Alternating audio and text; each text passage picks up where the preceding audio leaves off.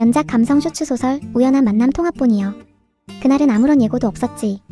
늦은 오후 카페 창가 자리에 앉아 무심히 책장을 넘기던 그녀는 문득 그녀를 바라보는 시선을 느꼈어. 고개를 들자 입구 쪽에서 막 들어온 남자가 그녀를 바라보고 있었지. 그녀는 오래된 기억이 불현듯 되살아났어. 대학 시절 같은 강의실에서 몇 번 마주쳤던, 그러나 인연이라 하기엔 너무 짧게 스쳐 지나갔던 그 사람. 혹시 나 기억하지? 낯익은 목소리에 그녀의 손끝이 잠시 멈췄지. 눈을 들어 바라본 순간 그녀는 한동안 아무 말도 없었어. 그녀는 예전보다 훨씬 성숙해진 얼굴을 하고 있었지. 선명해진 이목구비 사이로 대학 시절의 기억이 서서히 겹쳐졌어. 순간 응 기억해. 짧게 내뱉은 그녀의 말은 마른 목구멍을 억지로 뚫고 나온 듯 떨렸지. 그는 조심스럽게 웃으며 그녀의 맞은편에 앉았어. 테이블 위에 두 잔의 커피가 놓이고 김이 피어올랐지. 그러나 그녀의 시선은 그 잔에 닿지 못한 채 허공에서 맴돌았어. 그녀가 처음 그를 본 건 20살 여름 끝자락의 도서관이었지. 햇빛이 창문을 비스듬히 가르며 들어오고 먼지가 가볍게 부유하는 오후였어. 도서관은 늘 그렇듯 조용했지만 한쪽 테이블에서 고개를 숙인 그의 모습은 유난히 선명했지. 그녀는 처음에는 단순한 호기심이라 여겼어. 그러나 책에 집중하던 시선이 잠시 멈추고 불현듯 고개를 들어 정면을 바라보던 순간 그와 눈이 마주쳤지. 순간 시간은 정지한 듯 했어. 그녀는 황급히 책으로 시선을 돌렸지만 이미 심장은 빠르게 뛰기 시작했지. 스스로도 낯설 만큼 당황스러웠어.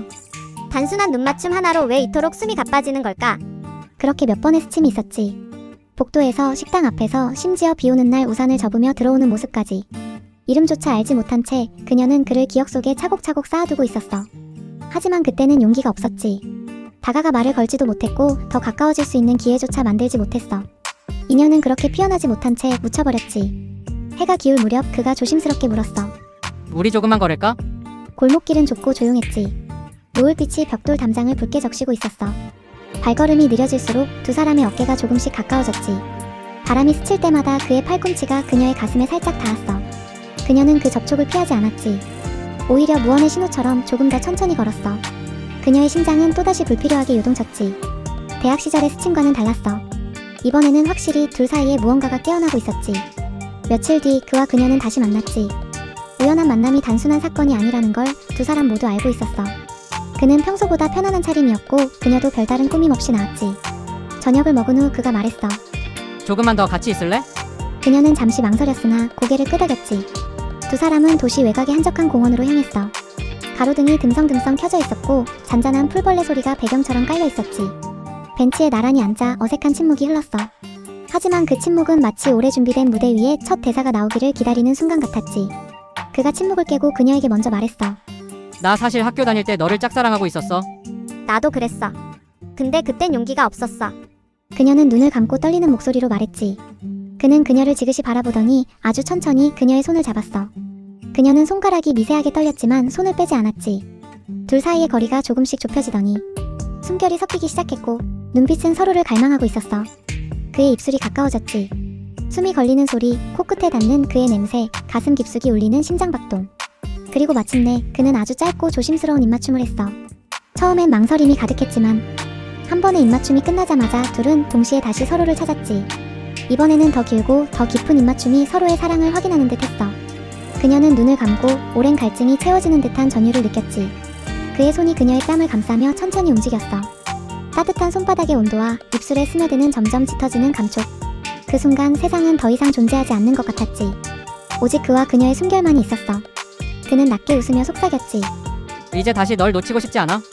입맞춤 이후 두 사람의 관계는 더 이상 우연한 만남이 아니었어. 사랑의 감정과 감각이 서로를 향해 열려버린 순간 그들은 이미 그들만의 사랑의 공간을 찾고 있었지. 우리 집에 갈래? 오늘 밤 같이 있고 싶어. 그의 말에 그녀는 말없이 고개를 끄덕이고 있었지. 그의 집은 조그만 청년임대 독신자 아파트였어. 방은 작았지만 깔끔하게 정리정돈이 잘 되어 있었지. 방에 들어서자마자 그는 더 이상 망설이지 않고 그녀를 끌어안았어. 마치 오래 참아온 갈증을 한 번에 터뜨리듯 그녀의 입술을 깊게 찾았지. 서로의 떨림이 뜨겁게 그러나 부서질 듯 조심스럽게 이어지는 입맞춤 속에서 두 사람은 그간의 두려움과 망설임을 하나씩 벗어버리고 있었어.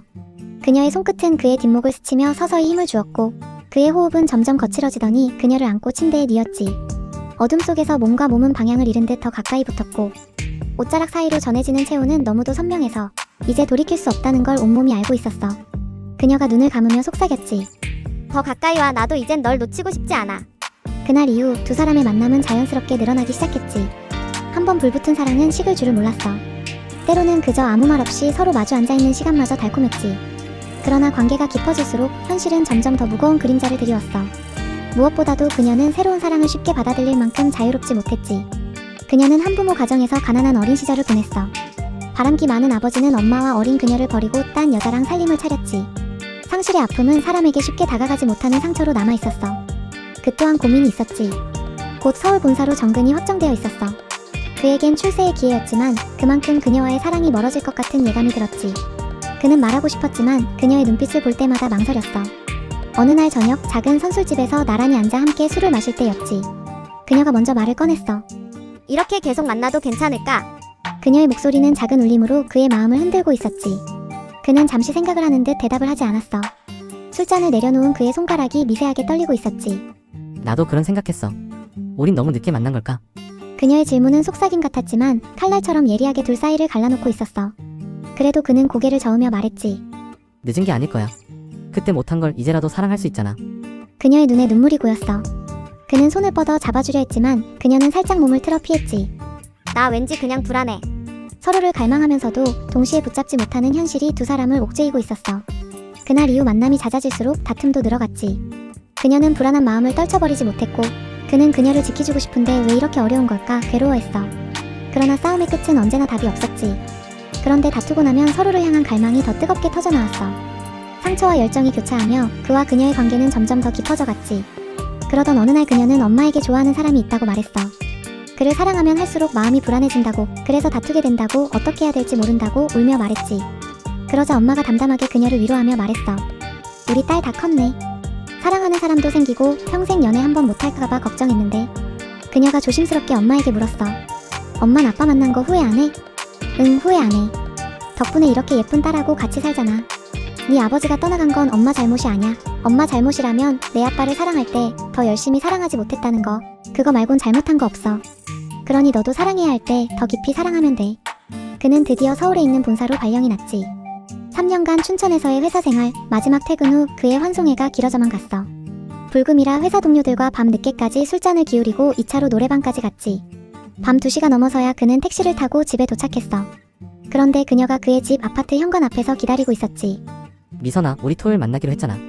언제부터 기다렸어? 전화를 하지. 오래 기다린 거 아니야? 응, 한두 시간 정도. 형민 씨 회사 마지막 날인데 방해하긴 싫었어.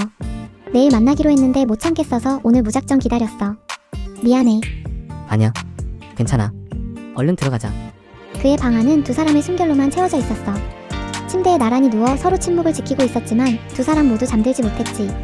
그녀는 어둠 속에서 눈을 감은 채 수없이 되뇌이었어. 이 관계를 여기서 끝내야 할까? 아니면 끝까지 붙잡아야 할까? 마음은 두 갈래 길에서 무너져 내렸고 어떤 길도 옳다고 확신할 수 없었지. 그때 그가 조심스럽게 그녀에게 말했어. 그의 술 취한 목소리엔 망설임과 절박함이 동시에 묻어 있었지. 난 너 없인 못 가. 짧은 말이었지만 그 속엔 모든 것이 담겨 있었어. 그녀는 조용히 어둠 속에서 그의 눈빛을 주시했어. 그 순간 그녀는 알았지. 자신의 정서적 불안감 때문에 그를 그냥 이대로 떠나보낼 수 없다는 것을. 그녀의 눈엔 눈물이 맺히기 시작했지. 그리고 아주 낮게 그러나 단호하게 속삭였어. 같이 갈래. 어디든. 그는 숨을 내쉬며 그녀를 끌어안았지. 마치 오래된 굴레에서 풀려난 듯 온몸이 떨리고 있었어.